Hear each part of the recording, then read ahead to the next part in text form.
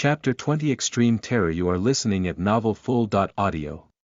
And what unfolded before his eyes next showed him the reason for his unease. He saw the little beggar lift a leg to spread his feet apart with his knees slightly bent. Looking like all his strength had been sapped out of him, both his hands hung limp at his sides before he slowly lifted them up.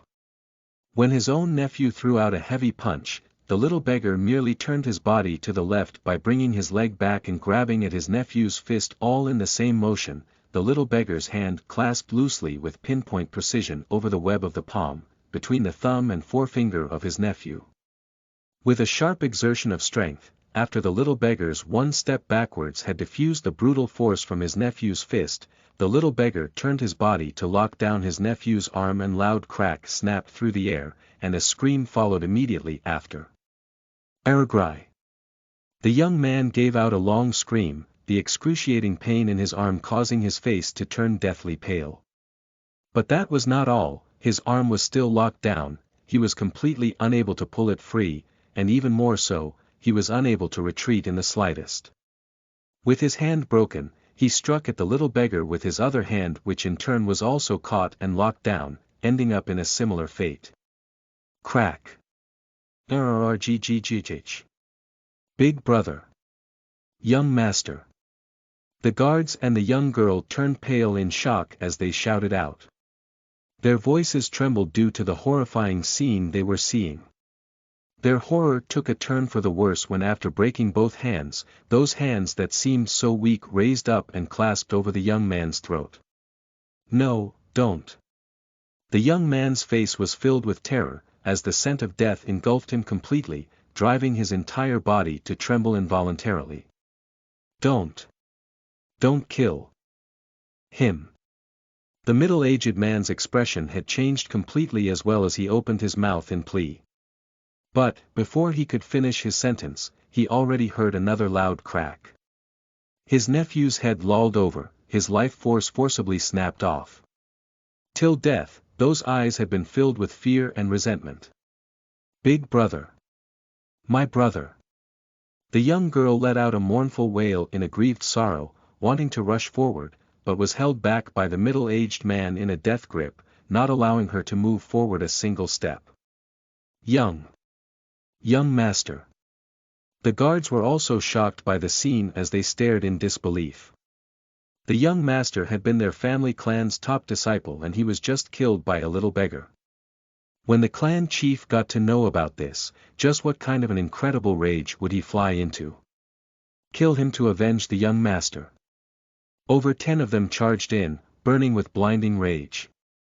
The sharp swords in their hands hacked and slashed, their swords honed further by their rage, and at that moment, only the blood of Fengjios could assuage the unbearable grief and fiery rage in their hearts. The young girl suddenly fell limply to the ground, her eyes staring straight at the lifeless form of her brother, fallen onto the hard ground unmoving. She could not believe that a person who had been still very much alive just moments ago now lay dead before her. Second uncle, this is not real. Right. My elder brother, who is so highly skilled, couldn't possibly have been killed by a beggar, right? Second uncle. Tell me this isn't true. It is not real, right? She held the middle-aged man's hand in hers as she wept while asking, unable to accept the cruel scene before her eyes was real. Her elder brother was the clan's pride, the most outstanding man among them all. It was not possible that he would be killed by a beggar. At the same time, the middle-aged man was not given the opportunity to grieve and mourn, or even feel shocked, as he was seeing the 10 overguards who had charged at the beggar were falling down one by one. Their numbers were dwindling quickly, and instead, he did not see a single wound on the little beggar's body. Get up. We need to leave now. He shouted, forced into making a quick and fast decision. He reached out with his good arm and forcibly dragged his niece up, who was still slumped on the ground feeling weak. I want to avenge my brother. I will kill him. I will kill him. The young girl wailed and screamed, struggling to break free from the middle-aged man's grasp, to charge forward. Wake up this instant. You will not be able to kill him. The middle-aged man shouted loudly at her. Run. If we don't leave now, it will be too late. He dragged at her forcibly to leave, and his eyes accidentally saw the smiling face with the pair of mirthless eyes, and his skin crawled. Chapter 21 Hunt Commission. You are listening at novelfull.audio. The chilling murder in that person's eyes were just too terrifying.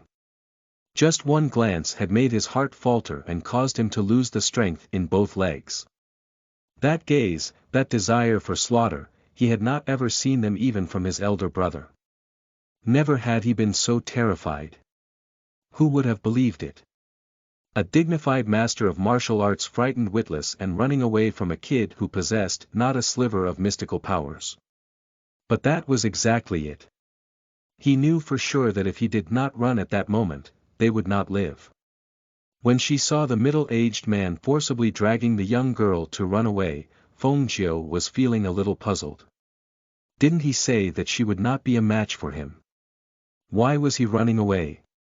She had thought that after she dealt with the guards, she would be able to have another match with him. The dagger in her hand drew an arc, which sliced the last man's throat. The blood gushed out from the wound and that man fell in a heap on the ground. Looking at the more than 10 bodies on the ground, her eyes were expressionless, without the slightest pity showing. She had always lived by the rule of, "You do not offend me, I do not offend you," hence, for people who seek to take her life, she would not show mercy in the slightest. She retrieved the Cosmos sack from the young man's hip, but found that she could not open it. Thinking about it a while, she seemed to remember that something like this needed a person to possess mystical powers before it can be opened. Since she possessed none, she would naturally not be able to do it. But she found a few sticks of burning embers from the bodies of the guards and she stuffed them into her clothes together with the Cosmos sack before she suddenly recalled that she had carelessly forgotten about one person. Where is that uncle? Don't tell me he left again. She glanced around at the surroundings and shouted out a few times. Uncle! Uncle! As she walked further forward, but she only found the area filled with the carcasses of the ferocious beasts. Meat. She eyes lit up as she surveyed the carcasses on the ground, almost salivating, and all that she thought of at that moment, was the image of well-roasted, aromatic, fragrant and juicy meat. She rubbed her tummy and gulped on her saliva. Immediately taking out her dagger, she cut off a whole hind leg and carried it off in search for a good place to enjoy her roast meat. It was almost 2 hours later that the middle-aged man and the young girl who had left earlier returned to the spot. Big brother. The young girl ran forward and hugged her brother's body as she wept in grief. How am I going to tell father that you're dead when we get back? Big brother, how can you die like this? Who? When he saw the clan's carefully selected 18 guards were all dead, and even his nephew had lost his life here, the middle-aged man's eyes were filled with indescribable grief. One of his hands was tightly clenched into a fist, while the other injured hand just hung limply, unable to exert any strength at all. Ingro, carry your brother's body back and give him a proper burial. We will definitely avenge ourselves for what happened this day. The young girl wiped at her face and said in between sobs. Second uncle, that little beggar is here in the 9 entrapment woods. If we leave now, how are we going to seek revenge? Once we get out of this woods, we won't even know where to start finding him. No, there is no need for us to do it ourselves. When we get back, I will go to the Mercenaries Guild and commission a hunt for the little beggar and someone will definitely pluck the head of him. His voice was low and grim as he said it, his eyes lowered. He was looking at his own lifeless hand and as the desire to kill grew, he however knew that he was not the little beggar's match. Hearing those words, the young girl wiped at her tears once more and carried her brother's body on her back. That was when she discovered that the Cosmos sack at her brother's hip was missing and she said. Second uncle, that person has even taken my brother's Cosmos sack. That's even better. We have many ways of finding him.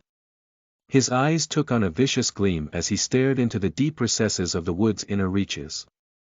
Although their trip here had been for the mythical beasts, but it was obvious at that moment, they were not in good enough shape to venture any further into the woods.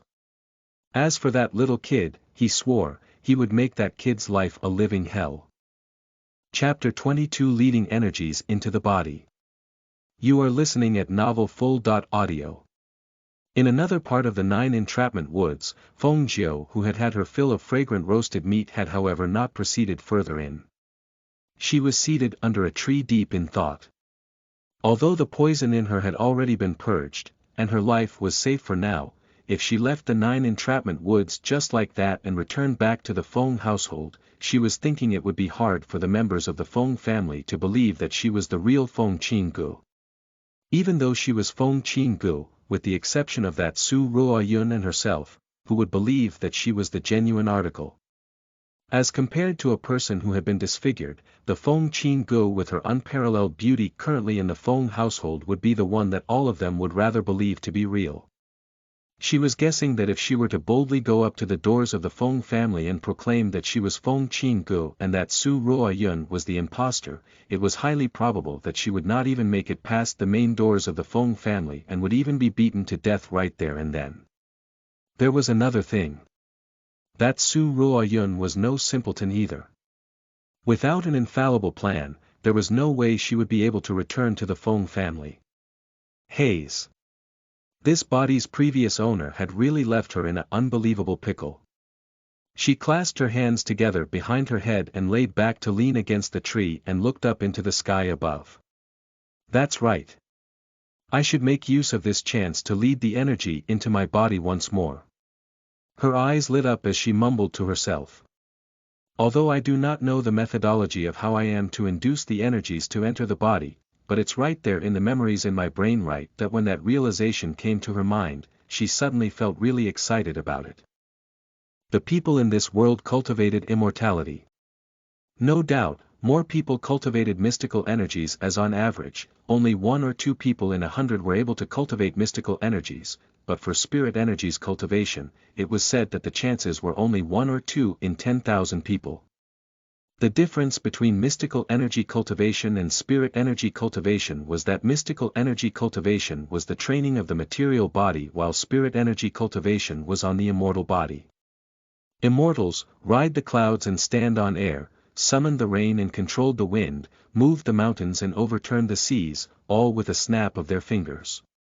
But as people who were able to cultivate spirit energies were extremely few and rare, and the fact that examiners for spirit energy cultivators would not exist in a 9th-grade small country like the Sun Glory country, hence, regardless whether they were from aristocratic families or even members of royalty, they were usually just tested as mystical energy cultivation and they would begin their cultivation from there.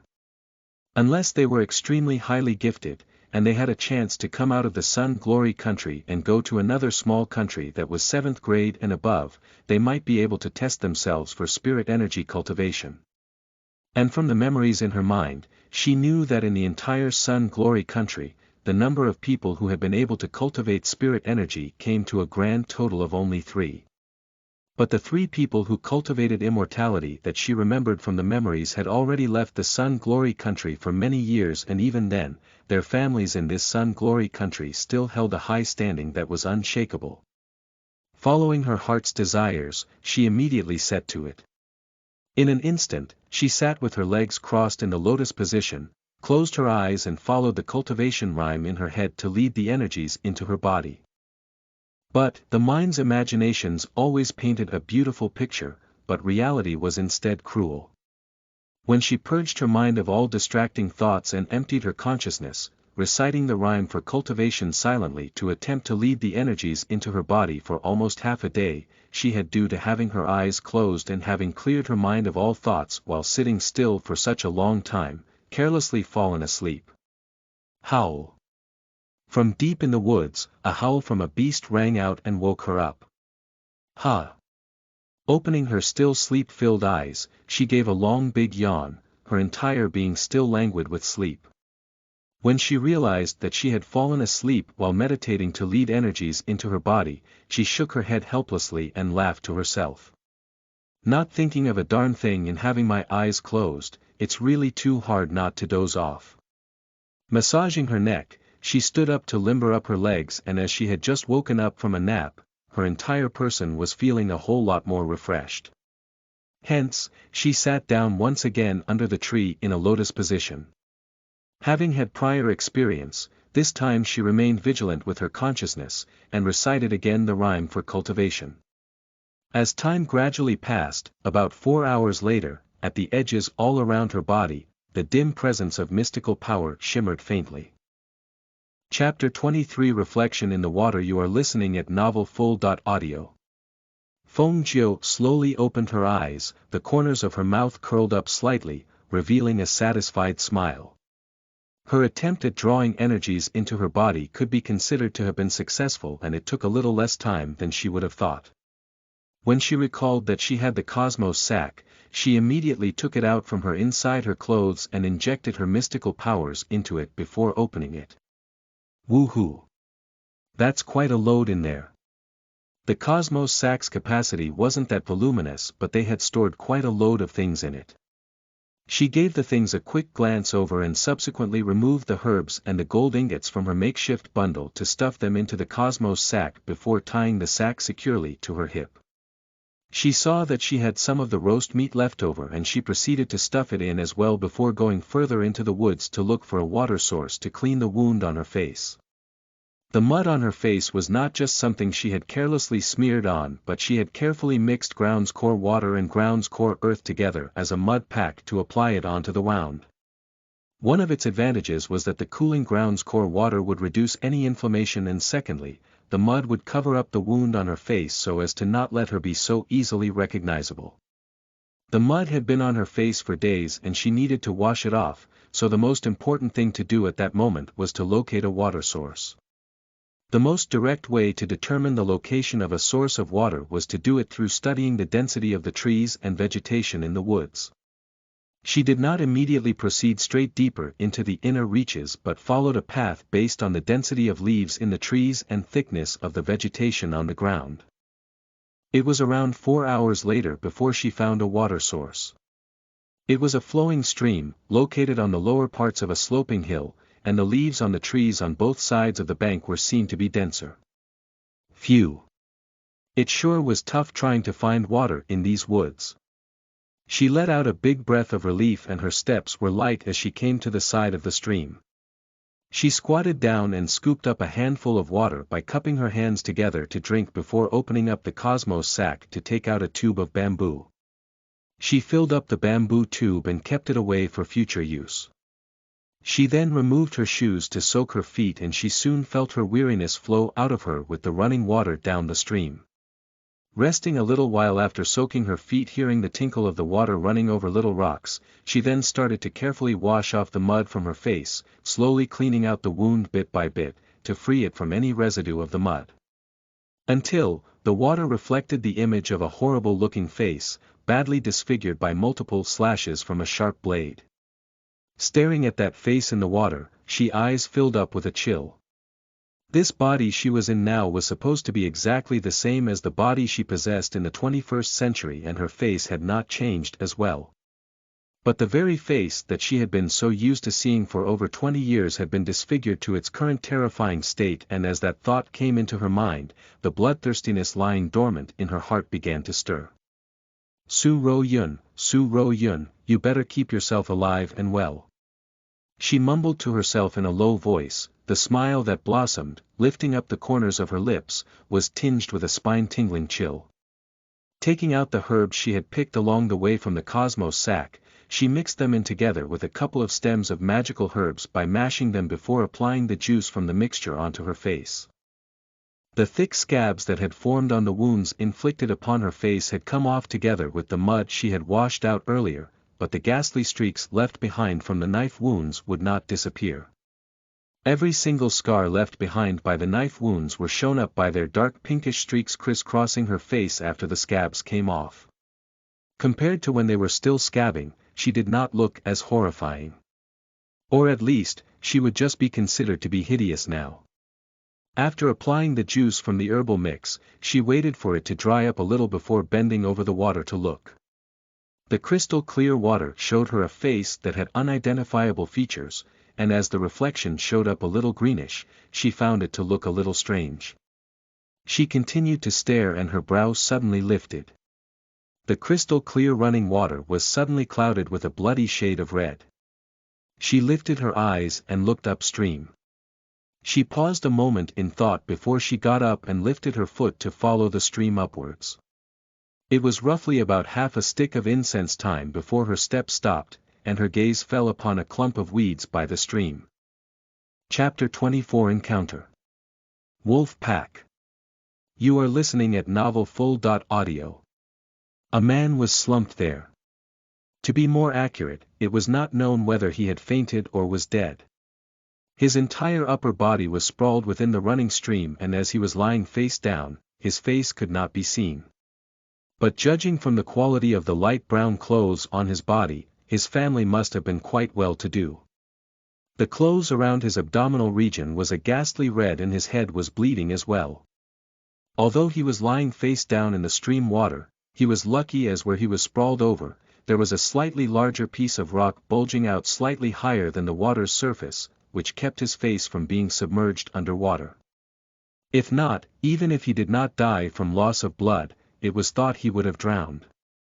It was because his body was lying in the stream that the blood flowing out from his head and abdomen had naturally followed the water and flowed downstream. She walked over and flipped the man over. She then reached out her hand to check for any signs of breathing under his nose. She found that he was still breathing and dragged the man onto the grass beside the stream. She examined his wounds and she took out a tiny bottle from the Cosmos sack. She sprinkled some of the blood-clotting astringent on his head wound before undoing his clothes to sprinkle the medicine on his abdominal wound as well. Next, she took a piece of clothing out from the Cosmos sack and tore it up into looking strips to bandage up the man's wounds. You must be really blessed to have met me. Looking at the unconscious man, she gave a light and easy laugh, and then felt a little surprised at herself as her brow lifted where she mumbled to herself. When did I become so nice? In order to not let the scent of blood draw in any beasts, she removed the blood-stained clothes from the man and threw them into the water, letting it be carried down together with the stream. She then took another piece of clothing out from the Cosmos sack and covered the man's body with it. Seeing that it was getting rather late and there was a ready supply of fresh water, she picked up some twigs and small branches to start a fire, intending to spend the night here. She had thought that by being near the water, she might be able to get some fish. But after squatting beside it for a long while, she did not even manage to spot a single fish swim by, and she sighed in disappointment. Clear waters do not have fish, seems like there is some truth to that. She had no choice but to reheat the leftover roast meat and tore off a piece to eat. After filling up her stomach, she sat cross-legged in the lotus position and began cultivating once more. She was only drawing the energies into her body now. Beginners in the warrior phase start from all the way from zero. But she could sense some minute changes in her body after cultivating the mystical energy, and since she had been able to feel the tangible advantages, she became highly motivated in carrying out her cultivation. She carried on with her cultivation for several long hours. It was not until she felt that the mystical energy that had been drawn into her body was breaching into the warrior phase's second grade's initial mystical boundaries that she finally blew out a long breath of relief and opened her eyes. The sky had turned dark and the air in the woods was getting rather chilly. Fortunately, she had been able to draw some warmth from the fire before her, and the mystical energy in her body could be diverted to drive out the chill. She turned to look at the man at the side. Seeing that the curled-up figure seemed to be shivering, she reached out a hand to check, and she found that inflammation of his wounds had caused his body to be running a fever. She thought about it for a while and she dug through the Cosmos sack. She finally took out another small bottle and poured out a pill into her palm to sniff at it. After ascertaining the medicine's prescribed use and effects, she pulled down the man's lower jaw and stuffed the pill into his mouth before pouring in some water for him to swallow together with the pill. She threw a few more branches into the fire and the flame burned a little stronger. But at that moment, the sounds that reached her ears from within the woods made her body froze, where she tensed up and felt a feeling of dread. Howl! Howl! Hull! Wolves! She stood up in an instant. Hearing the howl of wolves that sounded especially chilling in the deep of night coming in from far and near, every single howl reverberating in the trees. Wolves are ferocious beasts that forms packs. When they appear, they would most definitely appear in a group. Chapter 25 Alone Against a Pack of Wolves. You are listening at Novel Full.audio. She wanted to slip away quickly before the pack of wolves reached here. However, at that moment, from among the masses of weeds, pair after pair of dark green eyes shone and they began to multiply. Looks like it's too late to go. Her brows creased together as her gaze glanced over to the pack of wolves surrounding her. She took one quick look at the unconscious man behind her and she felt that she really had a knack for seeking out trouble for herself. Facing the pack of wolves, she thought to herself that it would be fine if she was alone, but with an unconscious man behind her, this could be rather troublesome. Howl. A long howl sounding as if it was giving out a command. The previously slowly approaching pack of wolves as they surrounded her suddenly leapt to come right at her. As the stream was running down a sloping ground, she had dragged the man out of the stream and left him below a slight outcropping that jutted out from the sloping ground. At that moment, the steep slope behind her turned out to become a form of defense for her back and she need not worry that wolves would attack her from behind, nor would she need to worry about being unable to look out for the unconscious man behind her whereby he might be dragged off by the wolves. She pulled out her dagger holding it horizontally in front of her, fully releasing her killer's instincts unbridled. If she wasn't able to escape, then she would choose to fight. She didn't believe she would not be able to kill all of these 10 over wolves. Her eyes took on a cold chill and they gleamed sharply. She slowly summoned up the mystical powers within her body, her eyes locked onto 10 over wolves who were salivating heavily, seeming to be waiting for something. The pack of wolves were giving out incessant low howls, like they were trying to frighten her into losing her will to fight before approaching her. However, Feng Jiu was no ordinary person and she wasn't the type who could be frightened into becoming weak in the knees and losing the will to resist. As she was at a huge disadvantage in numbers, she could not charge forward at them or she would be immediately surrounded. So she remained in her spot waiting for the wolves to leap at her. Every single one among the more than 10 wolves could feel the murderous intent growing more intense instead of diminishing and they howled. And at that moment, a larger-built gray wolf gave a long howl from somewhere higher up the slope. Once the long howl was heard, more than 10 wolves immediately leapt at her. Wide slavering jaws revealing sharp wolves' fangs with drool dripping out the sides of their mouths snapped mercilessly at Feng Jiu. The wolves' long claws seemed to gleam razor-sharp in the dark night. Feng Jiu timed herself properly, and struck out in a flash. Her strange movements when executed together with her mystical powers increased her speed. The dagger in her hand was thrust into the neck of the wolf who leapt at her first and was quickly pulled out. Within the darkness of night, a pitiful howl resounded and she saw a gush of blood spray out. The warm blood carried with it a strong stench as it sprayed all over her and the wolf collapsed. After striking the wolf dead, she immediately took a step back, and the dagger in her hand flashed before 2 wolves leaping at her from the left. It might have been due to their packmate's sudden death that caused the 2 wolves to become more alert. Their reactions were extremely fast and they dodged at the same time her dagger struck out while the other wolves were almost upon her from the front. The wolves attacking from the right had taken the opportunity to leap towards the unconscious man lying on the ground at the back. At that moment, she was unable to split herself up and she had just barely managed to lift a leg to kick at the campfire while striking out with her dagger at the wolves on her left at the same time, causing a flurry of red glowing branches still aflame to fly towards the wolves on the right. Wolves dreaded fire and when they saw the flurry of embers flying, they howled out in panic and quickly retreated. That was the moment the dagger in Feng Jiu's hand quickly eliminated 2 more wolves. Including the one earlier, lying at her feet then, were 3 wolf carcasses. It could have been the intense austerity of her murderous intent that was too frightening, or it could be due to her insatiable bloodthirstiness that terrified them. The other wolves in the pack were all giving out low whines as they slowly retreated a step at a time, not daring to take another step forward, but still unwilling to leave just like that. Chapter 26. Did you hit your head that hard? You are listening at novelfull.audio. The dawn's sunrays slowed crept across the land, and the man who had been unconscious throughout the night finally awoken at that moment. But, when he opened his eyes, an extremely strange scene met his eyes. A little beggar dressed in torn and tattered clothes was sitting in the lotus position beside him, his body covered with blood, and although the stench was still strong, the blood had dried up completely. He was unable to determine the little beggar's features as his face was a deep shade of green, like he had applied some medicine on it.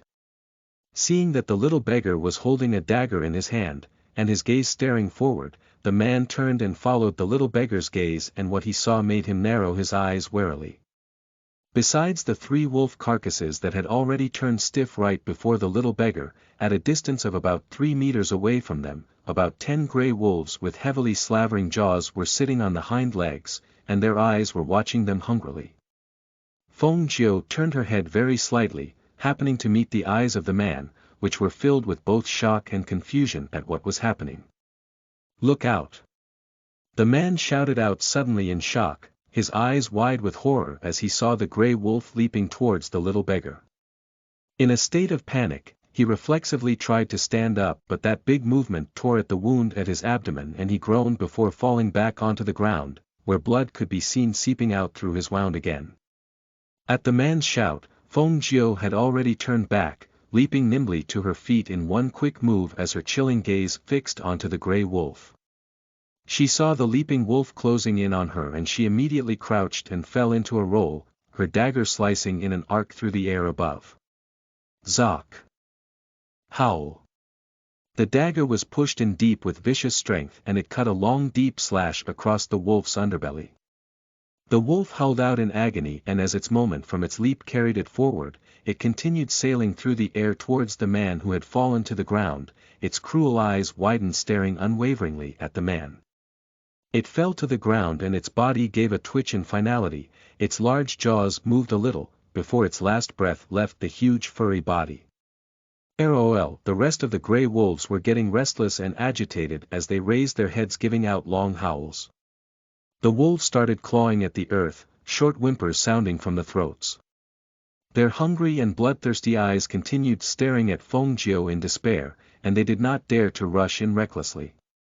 Feng Jiu had quickly gotten back to her feet in a single bound as her chilling gaze watched the gray wolves once more. Looking every inch like a malevolent demon with an insatiable thirst for blood, her lips curled up and said, "If you still choose to remain here, I will kill every single one of you." Her icy gaze swept over them, finally fixing onto the large wolf standing on the slopes a distance slightly further away, the leader of the pack of wolves. Seemingly having acutely felt the presence of the intense threat before them, the larger wolf stared at Feng Jiu for a moment, before raising its head to give out a long howl. Not long after, the 10 odd wolves closing the humans in got up and loped away into the distance. The man propped himself up on his elbows, staring in shock and disbelief, his eyes widened big as eggs, his face frozen in astonishment. Feng Jiu wiped her dagger clean on a wolf's fur before she kept it away. When she turned around and saw the man's expression, she laughed indifferently and said, "It's good you woke up.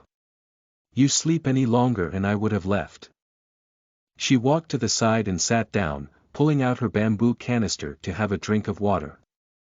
After staring down over 10 wolves the entire night, her mind had been highly tensed and she had not relaxed a single moment. The moment she let down her guard and made the tiniest slip, in that situation, they could very well have been shredded to pieces by the wolves. Who are you?" He might have been frightened by Feng Jiu's malevolence earlier and the man was now stuttering as he spoke. "Why do you care who I am?" Then who am I?" The moment those words left the man's man, it was suddenly Feng Jiu who was confused. "Did you hit your head that hard?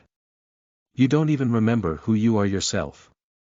As she spoke, she seemed to suddenly remember something and she stretched her hand to feel the back of the man's head. As expected, a huge bump had swelled up there. Chapter 27 Hidden Danger. You are listening at Novel Full. Audio.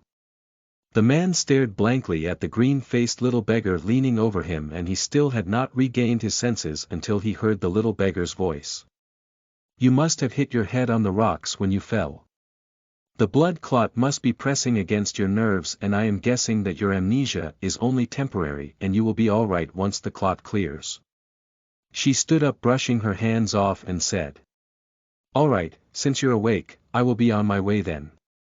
When he heard that, the man panicked and he endured the excruciating pain in his abdomen as he stood up. Filled with a sense of unease and suddenly feeling rather flustered, he went to stand close beside Feng. He seemed like he was about to say something, but he did not know how to say it, and he merely looked at Feng with his mouth opening and closing wordlessly. After the man stood up, Feng was suddenly taken aback. That was when she saw just how tall the man was. He was half a head taller than she was, his skin was well tanned and bronzed, muscular in build, seemingly a little more muscular than that uncle. The set of clothes covering his body at that moment was a little tight and well stretched, the bulging muscles on his arms looking like they would be splitting the clothes any moment. She turned her eyes and, looking at the man following her, she asked, What are you doing? She had just rescued the man without thinking, and she had not known that it would bring herself so much trouble. Can't I follow you? The man looked at her, his eyes filled with unease. I can't remember anything and I only know you. Feng was suddenly speechless. Those words sounded rather familiar to her. She herself had said something close to that when she had decided to cling on to that uncle at that time. I will not be any trouble. Feng rolled her eyes and said in exasperation. You, yourself, are already trouble to me. If not for him, she wouldn't have had to stare down those wolves for an entire night. With her skills and speed, even if she wasn't able to fight them, she would have no problem escaping. When she didn't hear any reply, she raised her eyes to glance at him, and that one glance had startled her. BL.net WH. What is a grown man like you crying for? With such a big and well-built man crying with his eyes all red-rimmed with tears before her eyes, looking every inch like a little daughter-in-law having been bullied, what else could she do but be startled? You didn't allow me to follow. The man looked at her looking all aggrieved. I don't know where to go, and I don't have anywhere to return to, and you didn't allow me to follow you. Feng slapped her palm on her forehead and stared into the sky in speechlessness. She had really gotten herself stuck with trouble that wasn't easy to be rid of this time. Was this retribution? She had plastered herself onto someone, and now someone was doing the same thing to her. She walked over to the stream and took out her bamboo canister to fill it up with water while she removed the top layer of clothing that had been splattered with wolf's blood and threw it away. She was preparing to walk away from the place when she saw the man still standing there stupidly, looking like he wanted to follow but not daring to, and just staring at her. She gave a heavy sigh and said, Why are you still standing there? Let's go. Ha! Oh! The man was surprised a moment before he smiled happily and nodded in agreement, taking quick steps to walk over. However, he had a hand over his abdomen as he endured the pain. The two of them walked up the slope and went deeper into the woods. At that time, the slowly ambling Feng eyes flashed as she discreetly swept her eyes over the surroundings, as she continued walking forward. About that. How should I address you? The man asked, following at Feng side. Whatever. She replied nonchalantly, her attention not on the conversation. Hearing that, the man thought about it a moment and he said with a laugh after. You're younger than me, so I'll call you little kid all right. She replied distractedly, not really listening to what he was really saying, but was instead tilting her head to stare at the huge clumps of weeds at the back. Hearing Feng agreement, his face lit up with joy. He was about to speak again when he noticed the little beggar staring at a spot at the back on the left. He followed the direction of the gaze and what he saw made his face change. Chapter 28 Sinister Smile. You are listening at Novel Full. Audio. Those wolves are still around. They are going to keep following us. He was suddenly rather shocked. They have walked quite a distance and he had not realized that there was a pack of more than 10 wolves following behind them. He did not dare imagine. If they had been caught completely unaware and those wolves had pounced on them, what kind of a result would it have been? No worries. They wouldn't dare to pounce on us. They are just waiting for an opportunity. Feng Jiu glanced briefly at the wolves, and then turned back and continued walking. She knew after she had brutally and mercilessly killed off a few of those wolves, it had already successfully served as a deterrent for the rest of the pack and they would not dare to recklessly charge in at them anymore. The wolves were well aware that any wrong move they made would only mean certain death for them. But the wolves were unwilling to just leave, so they had tailed the pair a distance away, waiting for a chance. Are we going to just let them follow behind us like this? The man asked in shock, seeing that the little beggar didn't seem the least bit concerned, and found it rather strange. The little beggar was obviously much younger than him. How did he come to possess such guts and those amazing skills? Feng Jiu stopped in her tracks and looked straight at the man. Or you want to go chase them away? Har. I think there's no need. Just let them follow us then. He smiled sheepishly and scratched at his head helplessly.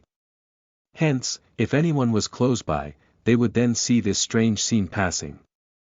Two guys ambling leisurely in front, and on their tails about 10 meters behind them, was a pack of over 10 hungry gray wolves salivating heavily at the jaws. Little kid, do you think what's on this jade emblem could be my name? He handed a piece of jade to Feng Jiu as he said. It was originally hung around my neck. Feng Jiu took the piece of jade and looked at it. There were really 3 words engraved upon it that read. Guan Shilin. Her voice paused a moment as she stared at the man a moment before she asked. You are called Guan Shilin. I am thinking it might be possible. O.org. She returned the jade pendant back to him and said with a laugh. I had thought you might have been called a big oaf. Guan Shilin looked at the little beggar wordlessly, but wisely did not say anything more. The two of them covered another stretch and the pack of wolves were still following behind, not showing any signs of leaving. Until, Guan Shilin sniffled his nose and he grinned at Feng Jiu to say. Little kid, there's people up front, let's hurry up and catch up to them. If those people allow us to follow them, then those wolves following behind us would then never dare to attack us anymore. People. How do you know? She peered in front, and besides trees and weeds, she did not see a single sign of anyone there. He nodded his head insistently. There is, for sure. I can smell the aroma of meat being roasted. The smell of roasting meat. How come I do not smell it? She mumbled as she continued to walk another distance. After a while, she could really smell the aroma of meat being roasted and she could faintly hear the voices of people talking. She immediately shot an inquisitive look at Guan Shilin beside her. Does he have the nose of a hound? Heh, see. I told you there are people here. He said with a laugh.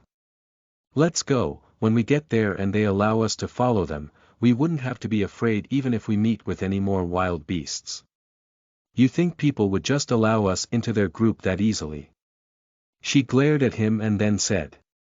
Only I would be so free to let you tag along with me. Seeing him standing there dazed and his face helpless, Feng Jiu glared at him and continued to say. This place is called the 9 Entrapment Woods and it's filled with many ferocious beasts. In a place so filled with endless dangers, what do you think others will think when they see 2 strangers suddenly approaching them? What? What will they think? He asked curiously, not comprehending the situation. Moron. They will think what ulterior motives we have in getting close to them. Then what do we do? Feng Jiu's gaze changed, and her lips parted into a sinister smile. It's all right. I have a plan. Just watch me. Chapter 29. Why are you staring at my little kid brother? You are listening at novelfull.audio. After that, Guan Xilin just stayed at Feng Jiu's side as they quietly got closer to the group of people. First they hid behind trees and observed the people for a while from a long distance away, then she led him to walk boldly forward. He had thought that the little beggar was thinking up some scheme to make those people bring the two of them along, and he had not expected that the kid would lead him to walk past the group of people by the side. The little beggar had not said a word, nor had he even cast a glance towards the men. But those men were instantly on their guard and they saw the two men who had suddenly appeared. The leader discreetly gauged them a moment before he relaxed his guard. As the two men's cultivation were not of a high level, they did not pose a threat to them. But at that same moment, he heard his tribesmen shout out in surprise. "Third Lord, it's a pack of wolves." Because of that shout, the 30 to 40 men who were sitting down in rest suddenly quickly stood up alert. It was also at that moment that Feng Jiu, who had already gone a distance ahead, shouted out in shock after hearing the man's shout. "What? A pack of wolves? Where? Where?" She shouted out nervously, as she dragged Guan Xilin to backpedal towards the side of the men. "Who are you two? Did the two of you lure that pack of wolves here?" A middle-aged man hollered, staring angrily at them. "How is that possible?" She stared back at them and said. "Those are wolves. Not kittens. How could we possibly make them follow us here? Moreover, if we had earlier known that wolves were tailing behind us, we would have run for our lives. Why would we still be walking so leisurely? Old Sixth, do not be too rash. Keeping our guard up should be our prerogative right at this moment." The leader of the men said in a stern voice. "That is a whole pack of ferocious grey wolves and they are extremely quick and nimble. Everybody watch out." Feng Jiu saw the entire team of men systematically forming a surrounding protective ring, with several of the younger and weaker youths, both boys and girls, in the middle. She pulled Guan Xilin to go closer to the team of men, but they remained just on the outer edges, and did not enter the protective ring. Even then, they were stared at viciously by a young girl from inside the ring. "You filthy little beggar. You had better stay far away from me, cousin, do not be rude." A youthful boy chided her, looking a little displeased at the girl's spoilt and rude behavior. He looked towards Feng Jiu and Guan Xilin and said gently. "Seeing that both of you do not possess high cultivation, you had better stand inside the protective ring. My uncles and elders in my family with the guards are highly skilled, and a mere pack of 10 over wolves would not pose too big a threat to us." "Ha ha ha, that's right. Just these few wolves would be just right for us to stretch ourselves a little." A wide-chested and burly man guffawed loudly after hearing the youth's words, swinging the mighty axe in his hands. "Just one swing of this mighty axe will be able to take down one of them." When he heard those words, the leader of the man shook his head to himself and said. "Steel Bull, we must not get careless and underestimate the enemy at all times. Stay alert. We'll fight those wolves if they leap at us." "Yes, yes, yes." The burly man conceded with a laugh as he stared at the wolves not too far away. With that stare, he guffawed once more and said. "Third Lord, look at those wolves. They don't even dare come near us. Ha ha ha ha, they must be frightened at the sight of me." Feng Jiu could not help herself and a snigger escaped her lips when she heard those narcissistic words before she said to the youth. "Thank you, young master. We are fine just standing here." "Kid, what are you laughing at? Are you thinking I am not capable of scaring off that bunch of dogs?" The burly man's brows arched up alarmingly, his face filled with displeasure as he stared at Feng Jiu. Feng Jiu had not even managed to say a word when Guan Xilin at the side suddenly pulled her back to stand behind him. He had his chest puffed up standing in front of her as he stared back at the burly man. Why are you staring at my little kid brother?